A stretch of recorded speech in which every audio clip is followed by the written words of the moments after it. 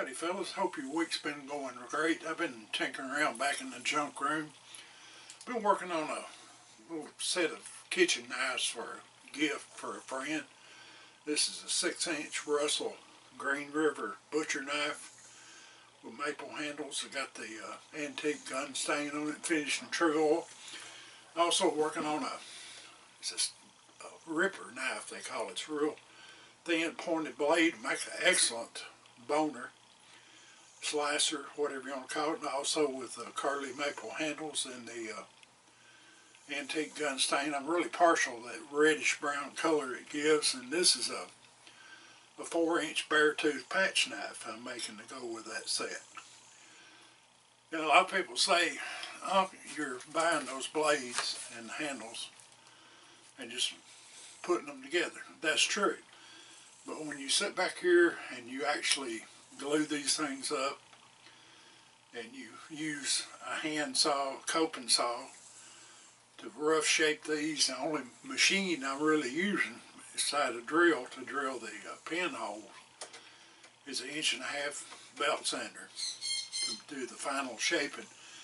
Then there's, to make it look like I want it to look, there's quite a bit of hand sanding that has to be done with 80 grit, 120 grit, 220, 320, and 400 grit sandpaper before you ever start putting the stain and the finish on it, so it takes some time.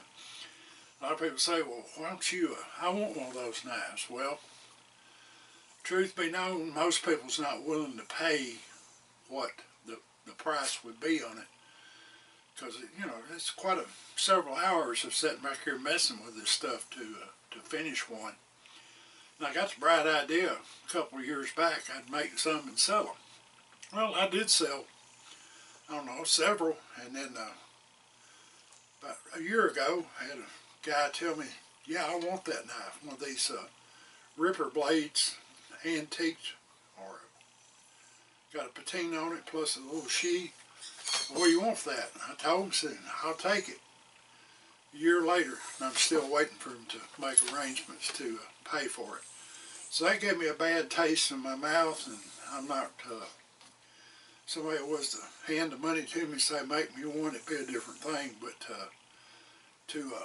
excuse me, pollen's still messing with me, to take my time and sit back here and do that, and then still be holding on to the knife a year later. It just, I don't know, I may change my mind later on, but right now that's just, you know, that gave me a bad taste in my mouth. But I think I've come quite a long way from when I started a couple of years ago making these things, and I improve a little bit every day, every time I make one. But I thought this would be a nice gift for the person I'm making it for.